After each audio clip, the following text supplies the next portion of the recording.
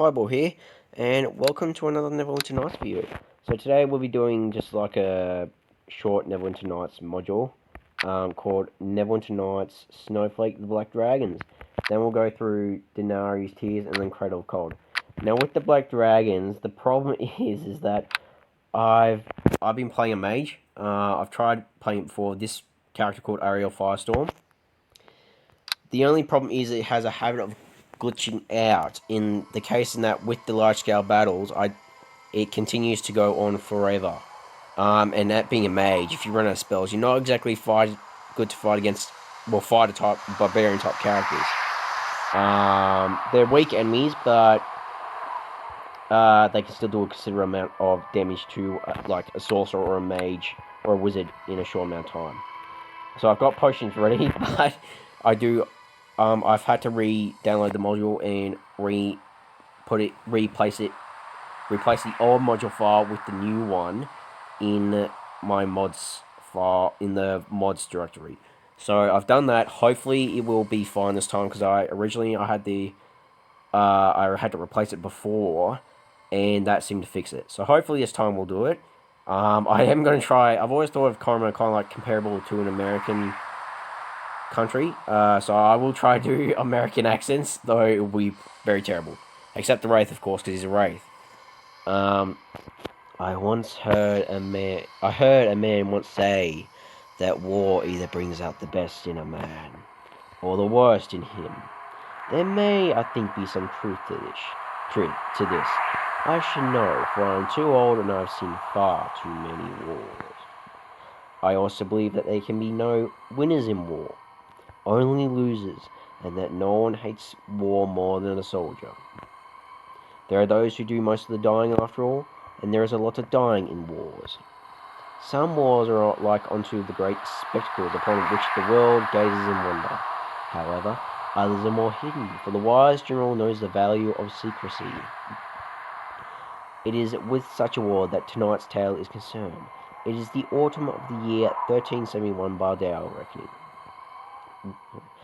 In the proud land of Coromon, a quiet call for warriors is being made.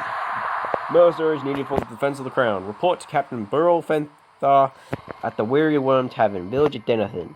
12,000 crowns for completement of duty, but only one woman responds.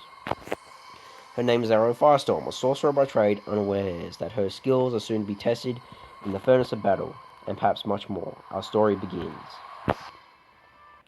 Alright, so we start at the Tavern of Daenarian, so I'm just going to save here. Delete that I'll save, because I'm hoping that's not... Obviously, this is just a short module. It doesn't go on for too long. The main problem is I'm scared of the bloody glitch that might happen. It usually doesn't glitch, but it sometimes happens. So we're just going to walk up. So we've got an archer. It's been a long time since I used my bow. Captain Burrow and his men have been drilling us though. They're getting pretty good. They have another guy with them. So I wonder why so few of the purple dragons have come to us, but still, it's not up to us to claim. We know our place. I ain't killed nothing but wolves before. Good thing that we've got people like you here, right? And then, yeah, I don't hold nothing against half-elven folk. Hell, I can't afford to. We need every man we can get. And next lost. Dog and reload. Now we're going to go talk to the barmaid. This young woman in a low-cut dress watches you with a weary smile. Well, hello there, darling. What can I do for you? Isn't that dress a little bit daring? She looks at you as one woman to another. It sells drinks. I'm here to see Captain Fenthar. I'm here to see Captain Fenthar. I thought you might be one of those mercenaries I had. Burrell needs every man or woman he can get. She smiles mischievously. I'm not in this for the money. I'm here to protect the village. Obviously, being a sorcerer, we're neutral goods, so naturally we're playing good line. She looks at you incredulously. Of course you are, darling. You're late enough, though. Everyone else is over there in the corner. Go talk to Burrell. He's making defense plans already. I could do with a stiff drink. Sorry, friend, we're fresh out. All we got is the watered down stuff the soldiers are drinking, and you wouldn't want any of that. I'm sorry. Oh wait. To be honest, I hope they don't sober up anytime soon. I can deal with drunks. It's the ones that scare me. Good luck out there, darling. Now we're gonna go talk to. Obviously, these are just the purple dragons. In The Purple Dragons, for those of you who don't know, are an elite fighting force for the country of Korma, which I think is just above the forest of Commantha. If you look at Korma is in the Forgotten Realms or Faerun. Sorry, it's not. It's in the world of the Forgotten Realms. It's not. I don't think it's actually located within Faerun because there's Karator, Faerun, a whole bunch of other countries in the world. It's like a, yeah. But yeah, Korma I think is located between Faerun and Karator. I'm not too sure. I know it's located near Faerun, but I'm not too sure. I think it's up north somewhere. Anyway, so these are the Purple Dragons, which are an elite fighting. There's no description. Yeah, I thought so. The Purple Dragons are an elite fighting force in Korma that serve the nobles and the king of Korma. And basically, they're the best fighting force one of the best fighting forces that Faerun or the world is known. Now, here's Captain Beryl Fentha. You can tell the man is a grizzled soldier standing with pride despite his years. His face has scars in numerous places, and his armor looks like it's been repaired far too many times. He frowns at you as you approach. Ah, the great... Oh, wait. The great... Oh, man, it's hard to do an American accent. Oh, I'm Australian, I can't do an American accent. Oh, man, I'm just gonna have to do this in, like, a military voice. I can't sound like, picture an American... I can't do, like, a military American voice. I'll do a British one. I don't know. I'll just do a voice. The great Ariel Firestorm. So good of you to join us at last. His tone is sarcastic. How did you expect me to get here any sooner? I only heard your call for mercenaries a few days ago. I don't care. Now I can do it. I don't care. You're under my command now, Ariel, and I don't tolerate my men being tardy. I suppose this means I'm going to have to run through the briefing yet again for your benefit. You probably weren't told very much. We expect to be attacked from the west, probably sometime tomorrow. Fortunately, this village is on top of the hill, and the west side is the most defensible, so that counts in our favor. On the other hand, numbers do not. The enemy have close up to 200 men, and Uriel puts our mercenary count up to a total of 3. We had hoped for far more. Aside from yourself, the so ego, he's a dead shot with a crossbow. He motions to the redhead halfling, his feet barely touching the floor from his human-sized chair. Hello there. And Hignard, the cleric, me and him go way back. The old dwarf merely nods at you warily. Aside from them, there's myself and the 8 men I was given. His lip briefly curls in disgust. Also, 10 of the local men have volunteered to help us. His voice falls so it's not heard. Personally, I don't even think they know which end of the sword to poke at the enemy. Most of them are fresh-faced boys and old men. We've been training them up with longbows, though, and they're fair enough shots. We've told them to run away if the enemy gets close to them. They're not worth risking in a fight. That gives us less than 25 men in total. Are you insane? We can't stop a whole army of 25 men. I've seen stranger things happen in my time. We have a strong defensive position and cover fire from archers. So long as we have a little backbone, we're fine. We'll be fine, right? Because the battle went on for so long during those glitches, I ran out of spells and nearly basically everyone died because I had run out of spells. I had to use up because we were overwhelmed basically. They just kept coming. There was no end to them. Because I think there's a thing where a cutscene should happen, and sometimes a cutscene doesn't fire. That's it, man. As you were, glance around at the soldiers around him. Their faces show no emotion but resolve. Turns back to you. I suppose you have some questions for me? I'm sorry, but I seem to be missing something. Who are we fighting and why? They call themselves Black Dragons. They're the worst sort of enemies because they're as well trained and equipped as we are. They're all former Purple Dragons in the King's armies like us.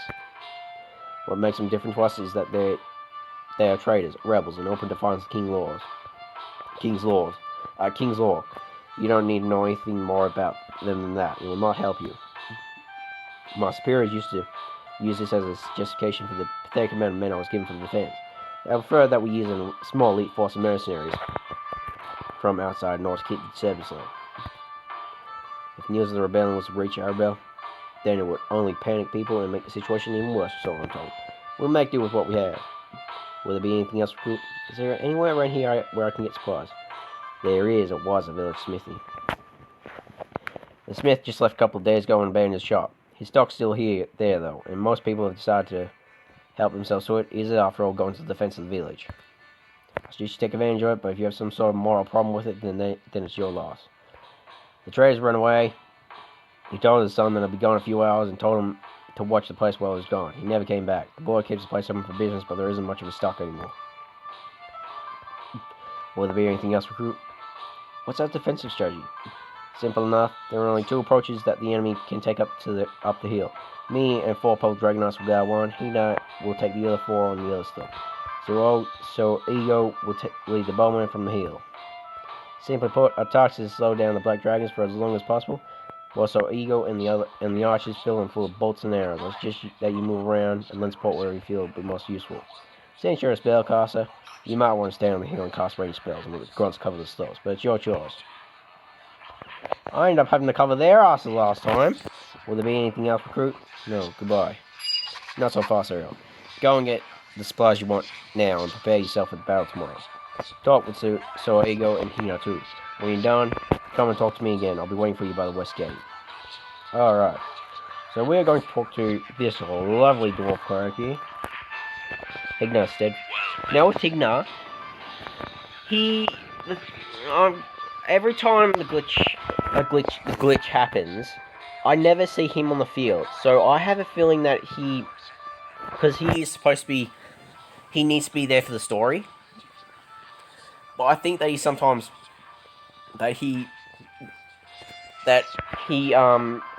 never see him on the field halfway during the battle, so I'm thinking he gets killed. That he is able to be killed by the enemy. So I think that's why the cutscene may not fire, because every time the cutscene fires, he's alive, but every time it doesn't fire, then he's gone. So I'll try and focus on protecting him most of the battle. I already know his location where he starts off, so that's all good. This old dwarf is stone-faced. He pretends not to notice you and looks away. When you realize that you want to talk to him, he reluctantly turns to face you. What do you want, adventurer? I want to ask you some questions. He frowns. A word of advice, friend. I don't like adventurers, and I like half-elven ones even less. In my experience, adventurers tend to cause more problems than themselves. I think it's best if you just leave me. Well, we're all on the same side here. Surely it can't hurt. Bah! He now offers you nothing more and turns back to his drink, having decided to annoy you. How dare you turn your back on me? How dare I turn my back on you? I'll do anything I damn well please, and you've got no right to make demands of me. Your pride so hurt that you want to start fighting, so be it, but I'll match you blow for blow, and every man in this tavern will be behind me. Or if you haven't got the guts, then bugger off! Now, the reason he's well, what he is because I think in battle his dialogue is written in relation to the god of war, Tempest. So he's a battle priest of Tempest, basically. The red-haired halfling acknowledges you with a nod and a slight smile. He is chewing his lip nervously. So you heard old Barrel's little speech, did you? Well, don't let him rally. He's a pompous ass, but he's good enough at what he does. He likes to keep those around him in the dark mind, and I reckon it's right that there's a few things you want to know that he wouldn't tell you. Am I right? Perhaps I could be helping you get some answers. What can you tell me about the Black Dragons? Well, Burrow probably didn't tell you that they're a bunch of rebels, am I right? Burrow says things like that, and do you know why? It's because he's afraid of them. You see, the thing is, these Coromanians, be they purple dragons or black, are all just dogs at the end of the day. Simply taking orders from those above them and obeying them like machines. He knows that if he was one of them, he'd be doing the same thing. And what you get when you have a country run by a bunch of royals and nobles, the kings do the telling, and the dog soldiers like our burros do the dying. That's what you get. Oh sure, the Abaskas are good enough kings, better than most even. But what happens when one comes along who's a bit of an arse? I don't know why these Koreans are stupid enough to put up with a monarchy, I don't. But what does this have to do with Black Dragons? It has everything to do with it, my friend. My point is that the Black Dragons aren't rebels at all. They're just taking orders. The only rebel among them is the man in charge of them. He calls himself Kazio Obaska. That's a royal name here in Karma. And in Karma, royal means a lot. Everyone wants to improve their standing and can't do much better than king. Now, I don't know much more than that. Granted, I've got my theories, but I'll keep them to myself for now. Perhaps we'll be finding out more over the course of time. What can you tell me about Captain Bureau? The halfling shrugs. He's a soldier and tough on that. He likes words like discipline and orders. He's tougher than his men, but fair more or less. He fought side by side with King Azun IV against the Tugan Horde. And then against the goblins 11 years later. And what does he have to show for it? A bunch of scars. And the command of 8 men in defense of some little village. How come? If he's done all that, why isn't he a high rank? Well, it's because he's a bastard, you see. And I don't just mean that as in he treats people rough, though he does do that. He's baseborn, illegitimate, a rape child. The purple dragons are run by nobles, like everything in Coromar. And unless you got noble blood, you ain't going anywhere, especially if you're some common girl and a nameless, ravaging bandit. That's why I hate this country. I'm only here for the gold. Things were better in Chisentia. I don't know what Chisentia is. I know it's a country in the Forgotten Realms, but I don't know where it is. Sorry about that. Tell me about yourself. What's there to say? I'm a mercenary. I make my living by shooting people for gold. It's honest work. I don't kill anyone who didn't decide to take that chance by becoming a soldier in the first place. I'm not much good up close, but I'm good with my crossbow. I'm going to be leading these archers tomorrow up on the hill. Oh, I do most of my merc work in Chisentia. It's a great country. There's no politicians and no royalty, which suits me just fine. There are always plenty of petty wars going on as well, so there's always plenty of work. In Chisentia, they don't put much stock in what race you are or who your father was, but they respect people with skill in the battlefield, which is one thing I'm good at. You might get the chance to go there one day, but why you do it? What's the money for? He looks hesitant. Look, friend, I'd rather not say. I really rather not say. I always find it's best not to get too friendly with people that might go and die on you the next day. It's easier in the long run, right? It won't hurt, tell me. Sorry, friend, maybe when all this stuff we talk, but for now, I think it's best we just stick to the job at hand. Was there something else? That's all I wanted to know, thanks. Alright, I'll be seeing you on tomorrow then, good luck. Alright, so that's all those guys talk to. Now, we are going to go, I wouldn't say steal from the smithy, but he's, like Burrow said, he's left basically for the fear of his life, because the village is currently being besieged by the Black Dragons, which, due to dialogue, they are basically former purple dragons who, well, basically traitors. Basically traitors taking order from a bigger rebel.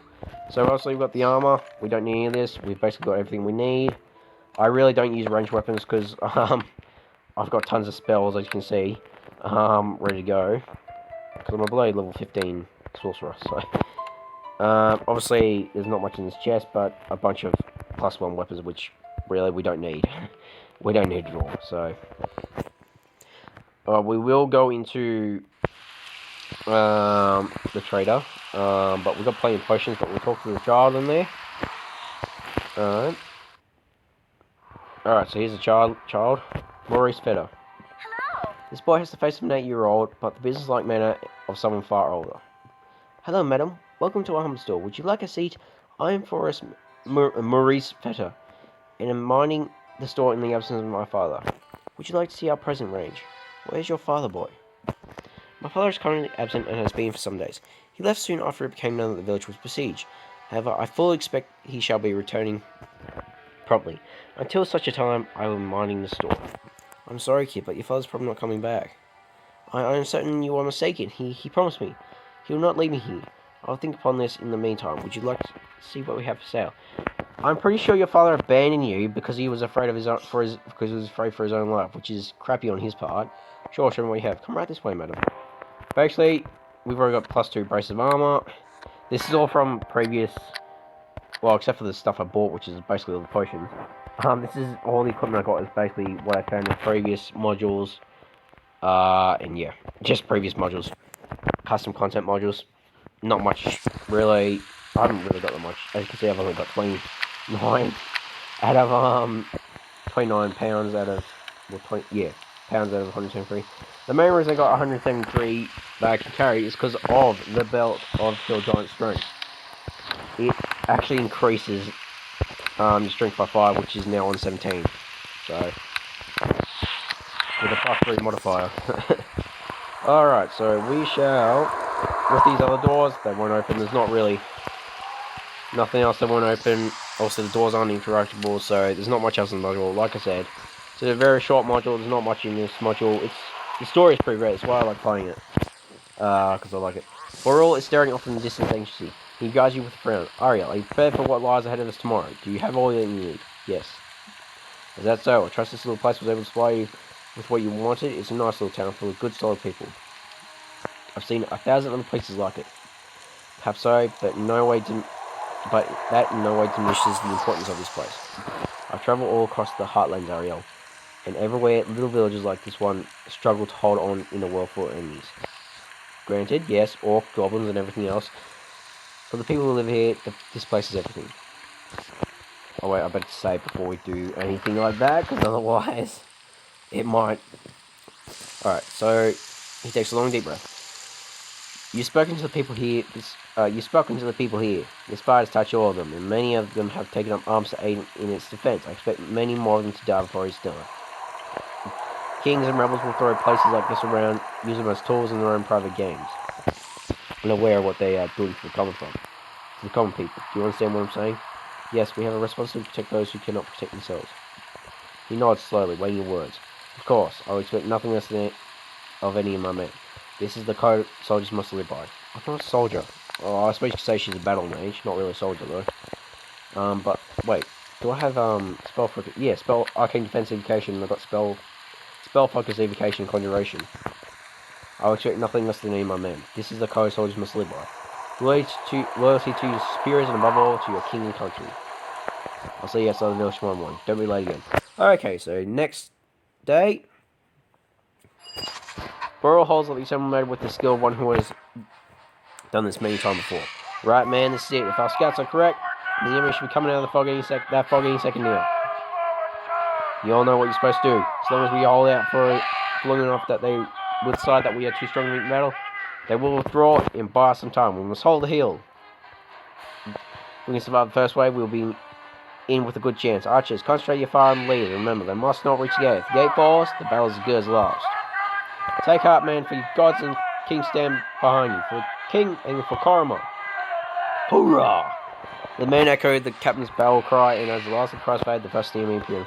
Okay, so we're going to go make sure to protect Hignar. So Siego is an archer, so we don't really have to worry about it. As long as no soldiers get up here. But to make sure they've got a little extra help down here, I say we just summon a little elemental friend. Oh, come on, I can't even do it. Oh, right. Hopefully I can summon the fire elemental. Yay, we summoned the fire elemental friend. Okay. Alright. Now, we are going to start firing spells off like crazy. I won't use chain lightning yet because there's not enough people, but I will use the fireball. Although this black dragon will probably get... Alright, so we start off with that. I'm going to fire at the sergeant. And the fireball. Alright, now we're getting... There we go. I'll make sure Hignar stays alive. Oh, no, wait, hang on. Hold on. We're gonna... Rogue mage up here. Wizard, sorry. Okay, then. I'll make sure Hignar stays alive. Alright. Because despite being a blade dwarf, he's not very powerful. We got the fire elemental, so we should be fine. As long as the fire elemental does his thing and... I'm gonna fire cone cold at this guy. What? That didn't kill him. That usually kills everyone. So we're just gonna attack him if we can, because we've got the help of, well, the Purple Dragon, Hignar, and on top of that, our fire elemental friend. Yeah, we can't have this guy alive, because we've just got to keep firing spells with us.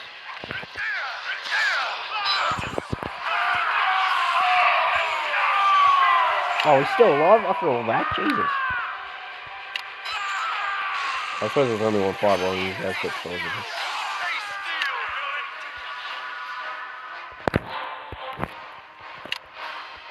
Now things are starting to get a little bit,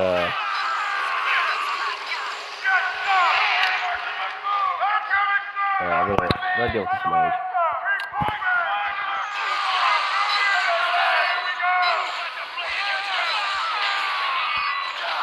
I'm gonna do a Oh, there we go, finally. The cutscene happened. That's a lucky. Alright, here we go. Oh, look at that little... Why is he... Oh, well. Now, this is Kazuo Basca, the big guy. So it's come to this, then, has it, old man? You cannot hope to defeat me. Already had your men have fallen before his grasp before his strike. Will you not end this folly? You have the nerve to come at me, forward to come at me like this. And more than that, you have no right to claim your father's colours as your own. You have gotten your place. Your father gave you more than any bastard should have expected. On condition that you ask him more. And what have you done? You have thrown it all back in his face. You would be ashamed as am I. You are no one to pass judgment on me. You have known your place your entire life. Where has it gotten you? You can be... I can't really... Oh, we both know that you can be one. No. The recall. How many lives could you save if you're going to be on what conditions to take of you? By Titus, I'm giving you one final chance, old man. I am my father's son, so I can lead this nation through the perils that face it. I will give you what you deserve. If we stand for you, who can say what you will have someone smarter to give me your answer. I'll have no choice but to put this place to the sword. Goodbye, old man. And that was that battle. So that was... Looks like glitch in the glitch is basically where the battle would just continue onwards. So I'm glad we didn't have to use up all. Well, I'm glad it ended then. So it looks like, yeah, that'll fix it every time. Alright, so basically I just gotta keep Ignore alive. Alright, so now as you can see, there's a difference in the tavern. First, there's quite a few differences in the tavern. First, obviously these guys are still here, so they were okay. But you can see that the townsman who was sitting on this chair is no longer here. Same with the barmaid. And the purple dragons have also diminished in number. Because most of them have either deserted or were killed in that battle. Alright, so we'll talk to Burl again. Burl's armor has acquired several more dents and has faced a few more scars. But otherwise he appears relatively unharmed. He does, however, look as if he hasn't slept in days. Well then, Ariel, it seems you managed to survive. I'll admit that when I first saw you, I had my doubts, but you obviously made a sterner stuff than I imagined. Spellcasters are a lot more... If a spellcaster has enough distance and has powerful spells at their disposal, I'm pretty sure they can defeat any bloody warrior that comes their way. You shouldn't have underestimated me. And I'm sorry, I'll know for next time. I always make a point of knowing my capabilities of everyone under my command. Oh, excuse me, sorry. Some of my men weren't as lucky as you, though. A couple of them fell, and we thought we'd lost them until Hingnut had a look at them. A few others we thought would survive didn't, and died a few hours later. There was nothing we could do. That's the way it is with war, I suppose. I lost 3 of my best men that I'd known for a long time. About twice that many of the archers either died or ran away. I don't blame them. The situation as it is now is a little different. The battle went well, my boys are just proud, but we lost at least a third of our men, and we aren't going to get any reinforcements anytime soon. The enemy took a lot of casualties, but to some degree that is irrelevant. They have plenty more where they came from. We cannot take another attack, and they know it. We will therefore take preemptive action. In short, we bought ourselves a little time. I've been given a deadline of sunrise tomorrow morning to surrender. I do not intend to comply with it. Jesus. Tonight, you do realize I got more soldiers in their camp. Tonight we will take the fight to the enemy in their own camp. Oh my god. I will not do this unless I know that I have full support of every man in this room. Does anyone object? There is a cold silence. You glance around the room. No one moves to say anything, though most of the soldiers still look a little apprehensive. Stay silent. Anyone who wants out, you know where the door is. Everyone else, deal with your wounds as you can and prepare for tonight. However, he turns back to face you. However, Ariel, I have a little something for you to be doing in the meantime. Since you have seemed to be in the best position to be performing your duties. Because I'm a spellcaster, I do not get... Because Ariel's a spellcaster, we do not try to get into close combat, unless we really have to. It's a little thing, really, but none that'll make our task later... But none that'll make our task later tonight just a little bit easier. Oh, but one that'll make our task later tonight a little bit easier. There's a cart bringing in supplies for the rebel army coming around tomorrow on the east side of the village too. I want you to make sure that it never arrives. Go out the gate and go south around the village. Hopefully they won't notice just one woman leaving the village on the road. Bring me back what is in that supply cart. You got that? Sure, whatever. Good, then get to it. Was there anything else you wanted to ask beforehand? Who was that man you were speaking with during the battle? I'm afraid you might know this, but you have the right to know who you were fighting. That was General Kazuo Basco, or so he calls himself. He claims to be the son of the old king, Azun IV, and he's leading the men that were placed under his command in a rebellion to try and take the throne. They're all traitor scum, Ariel. Him and all his men. There's nothing worse than a traitor. Don't for a second let yourself lose that conviction. And don't let yourself hesitate before you kill them. What happened to the girl behind the counter? I believe someone saw her running away during the battle. She's either lying full of arrows in a ditch somewhere else. The enemy soldiers catch her, well, I rather not say that in the company of a lady. Let that be a lesson to ye. These rebels these rebels these rebels try to claim they're fighting for some noble cause, but in the end, they're all just scum. None of my boys would ever stoop that low. Okay, goodbye. We're obviously want to do this module till the end. Before you go, we're going to talk to Yoga and Higna. They may have useful information for you. Otherwise, you are dismissed, soldier. Alright, let's talk to Higna. Get out of my way, you overgrown person. Well met. Higna's eyes downcast as you approach. He looks a little apologetic, but still frowns behind his battle helmet. You did yourself well in the battle, less. Held up better than I thought. It seems I owe you an apology. I'm sorry I was a little gruff to you before. I never had a good opinion of your adventurers. Apology accepted. Think nothing of it. Good then. Was it something you were wanting from me? I had some questions about Kazuo Basco and about Bureau.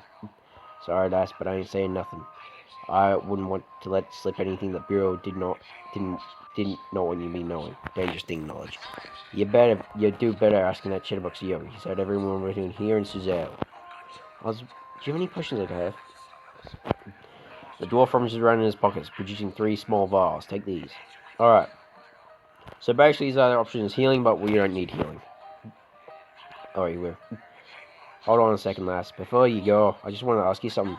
He takes a deep breath. During the battle, I wasn't acting all strangely, was I? What do you mean?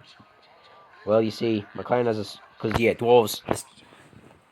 All dwarves are part of a clan. They come from a clan. Well, you see, my clan has this sort of curse. Our ancestors were all battle rages, you see. And all of the standfasts have berserker blood in them. Sometimes in battle, the rage takes over, and I'm frothing at the mouth, crying for blood. Sometimes it doesn't matter from where the blood flows, so long as it flows. Afterwards, I can't even remember that it's happened. I have to rely on the men around me to tell me and to restrain me if I become dangerous. So tell me, did it happen? No, you seemed a little angry, but nothing like that. That was reassuring, no. Thank you, Aurelio. But now, if you excuse me, I'll have the last tank of the veil in this place, and I'll be damned if I'm letting any human drinking before me. Alright, let's talk to the little halfling. So Ego looks anxious. It seems that battle and death have dampened even the red-headed halfling's usually high spirits. He nods a greeting. Ah, someone managed to scrape you up, is he? There's a little mirth in his voice. That's why I prefer a crossbow. It might not be as glorious, but it ain't half safer. So what can I be doing for you anyway? I was wondering if you could tell me a bit about Kazuo. He was the fellow that Burrow was talking to in the battle, yeah? Well, I've done some asking around with the soldiers and I've found out a little bit about it. It turns out, also the story goes, that the old king in his parts, Azun IV, who everyone thought was squeaky clean, had himself this bastard son by some girl. Of course, he kept it all secret. Of course, he didn't want this kid to cause any trouble by going after the throne. So he fobbed him off by giving him command of some men up near Castle Crag to help guard Coromir from the monsters in the Stonelands. What he didn't reckon on was that this lad would turn out to be a great war leader. Of course, now Azun's dead and the country's being run by some girl, although people here in Coromir aren't comfortable with that. I think that's the current princess region of Coromir, I think now. I don't know, I can't remember her name. So now, Kazuo Basco, as he styles himself, is making a try for the throne, and he might just pull it off. He's going to win here, no matter what, but he knows he's going to have to do more than sack a village to get the crown. Yes, he's going to have to attack the actual, I think it's Suzelle that holds the throne, and I'm pretty sure a group of 200 men ain't going to be enough to do that. That's why Burrow hates his kid so much. See, Burrow was an old friend of Azun's, but he never got the promotions he deserved because he was a baseborn. Then along comes his kid who gets made a general. Burrow's just bitter. I think I understand. Goodbye. Wait just a second there, Al. You see, Burrow wouldn't want you to be thinking about stuff like this, but you see, this Kazuya ain't just some kid with delusions growing up. There are some say that he make a good king. You just think about that, yeah?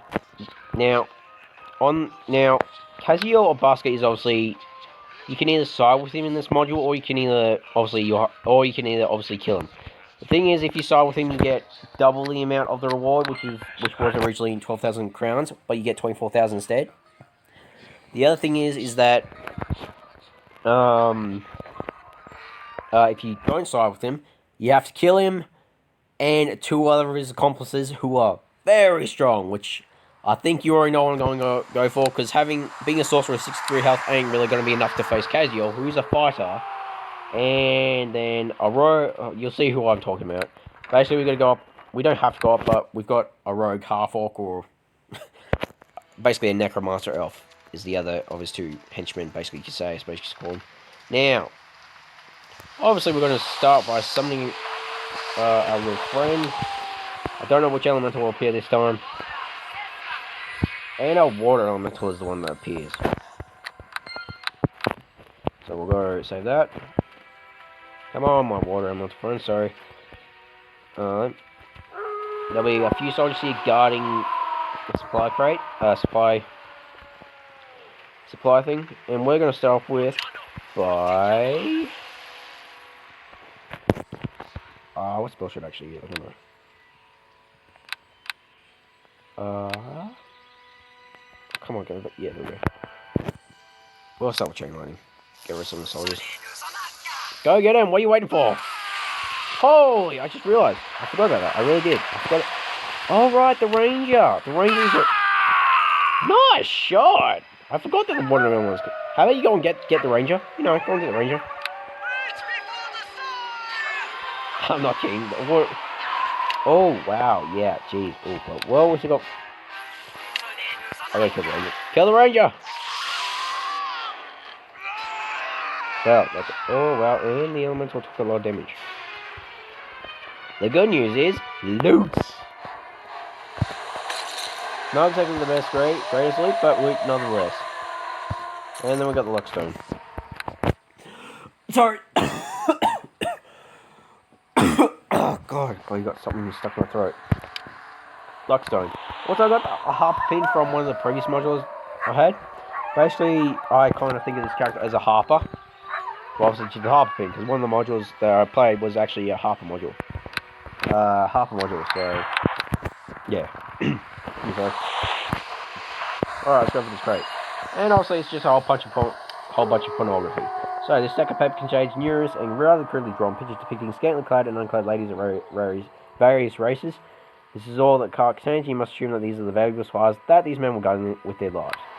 So basically, they were just guarding with their lives a whole bunch of crudely drawn pictures of ladies of various races, so that casuals only could jerk off to them. Alright. We can take one back to show... Alright, I'll show you the funny dialogue. Unless I find it funny. So you take one of these back to... Bro, I'm going to drop it as soon as I've done that part. But then we actually get to the last part of the module, which is actually going into the enemy camp. So... Oh wait, no, sorry. So this is a part where... Yeah, here it comes. The halfling mercenary comes running up to you. Obviously out of breath. Well then, Ariel, fancy running into you out of here. Bro got you doing a little random for him, has he? Yeah, he's got me retrieving fucking pornography for him. Yeah, well don't worry. Sorry, excuse my language, guys. I'm not here to interfere with that. In fact, I'm doing a little scouting myself. Bro wants me to have a poke around in Kazuya's camp and do a head count. After that, I'm to wait there until Burrow matches his little mission later tonight. That's the plan anyway. Why am I telling you this now? You might be worrying. Well, let's just say I've got a few things to say that I couldn't tell you. Say to you that I couldn't have said back at the end. Go on. This fight is not winnable. We will not defeat the Black Dragons. At least not here in Denethor. Not without reinforcements. I'm a realist. No one lasts as long as I have in the mercenary business without a little common sense. Burrow will make a glorious last stand because he's that kind of man. He believes in the law above all else. And in the unquestionable loyalty and unquestionable authority of loyalty. He's also lonely, bitter old man with nothing to lose. I say let him go, if that's what he wants, but I'm not going down with him. He was a great tactician in his time. He's obviously lost it if he's decided to waste his men here instead of falling back to a stronger position. Okay, so you all probably know what we're going to do. I'm not willing to face an entire army of Kaziel, so we're going to go inside. I agree. It's probably not the smartest move. Go on. Wait, there's more. I've been doing a little nosing around, and it turns out that Burl knows his Kaziel better than I thought. Oh. Burl knows that he really is his own son. In fact, Burl brought this kid up since it was too dangerous for his son to be seen with him. Burl's fighting because he's bitter, not because it's the right thing to do. He's just trying to convince himself this bastard kid has everything, rank, wealth, and maybe a crown soon. But Burl's a bastard too, and he's had it tough his whole life.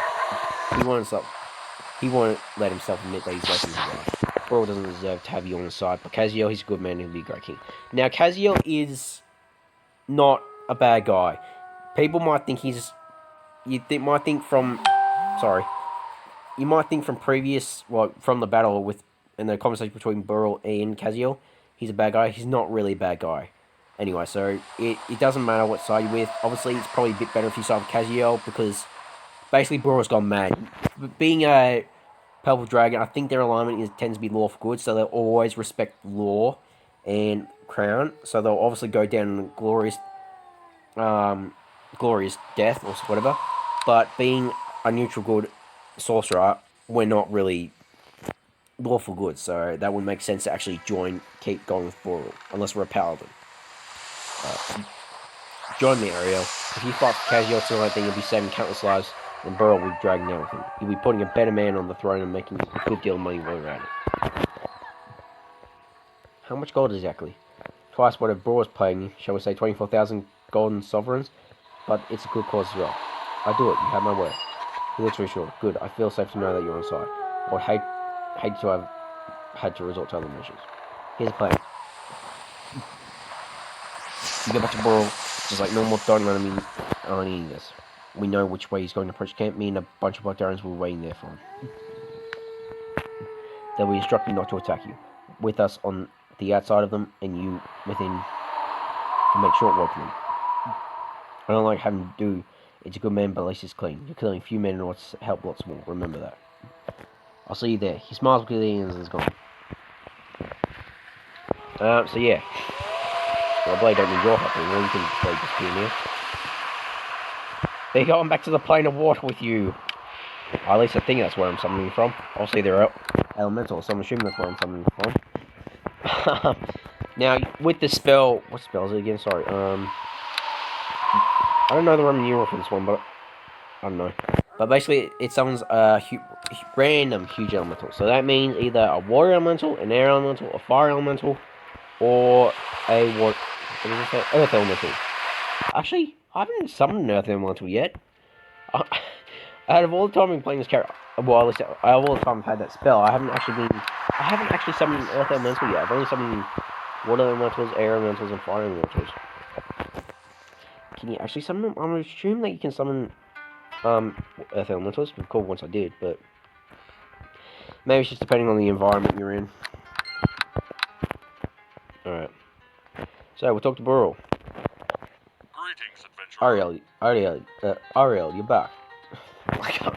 Ariel, you're back. Have you dealt with the supply cart yet, or do you have some questions for me? I found the supply cart. And what do you have to report? This was all that was in the cart. This was all that the cart contained, sir. In the pornography. These were the valuable supplies that Siogo spotted.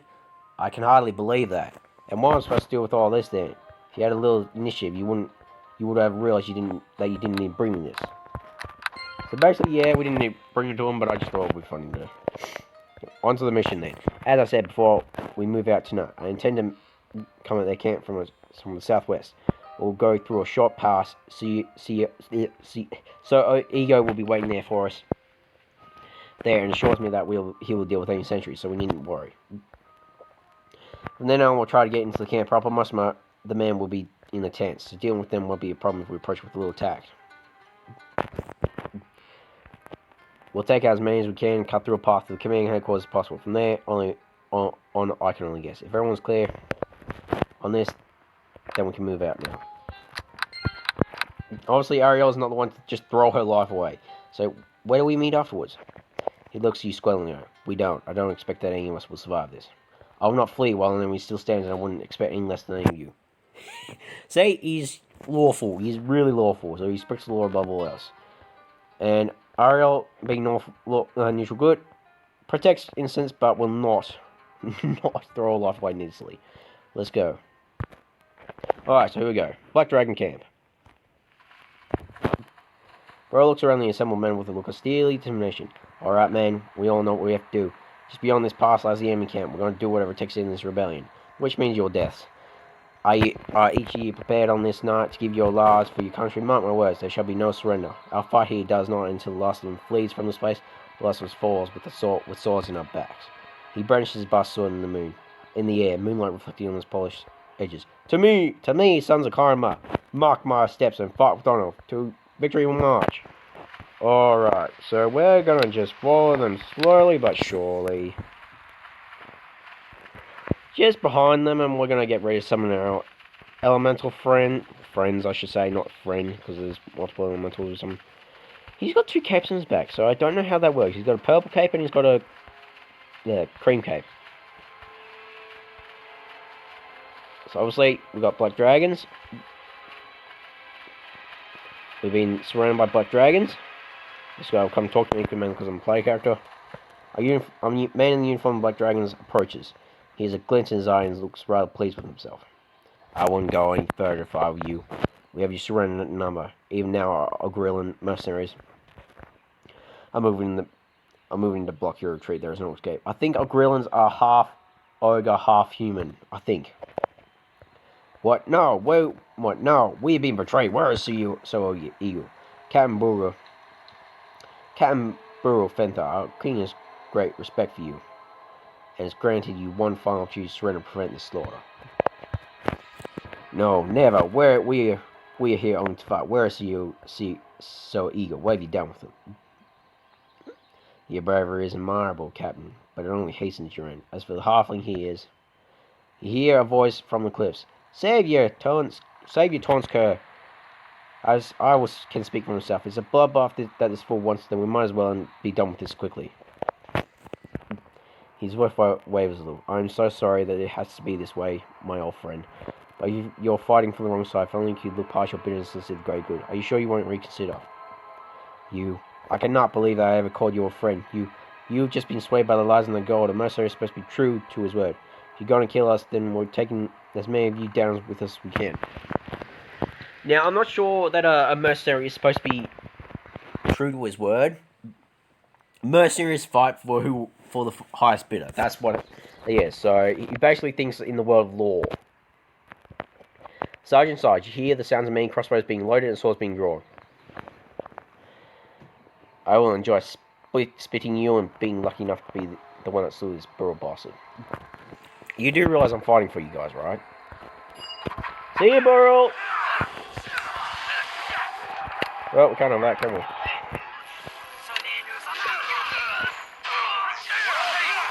Oh, crap! Now, there's one thing, I'd rather fight a bloody purple dragon. I'd rather fight a bloody black dragon than purple dragon, because purple dragons are tough as hell. Holy! I didn't release that spell. I did not release that spell. Yeah, and there goes Sigma. Okay, so we go talk to... Oh, yeah, half... No. Oh, wait, can I pick up his... Wait, can I leave... Yeah, come on. There's a belt. Sorry, Hignar, but you needed a pass. And then a sword, which...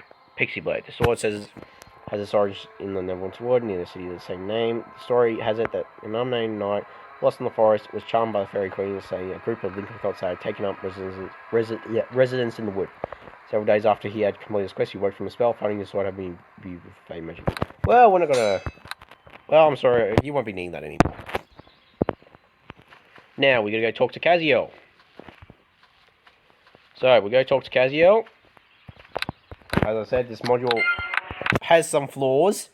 It's a good module, but it still has some flaws. Like the ending here. I think it was particularly rushed towards the end. But other than that, it's a good module. Okay, so this is Kaziel's tent. There we go. Hello! You see Kaziel, who calls himself a king and an ambassador.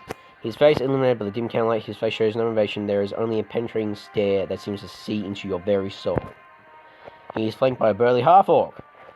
Wu is a rogue, would you believe? Who seems to move with an unexpected grace and agility. In the corner of the room, a pale-skinned, gaunt elven mage stares at you with narrow eyes. And so you have arrived.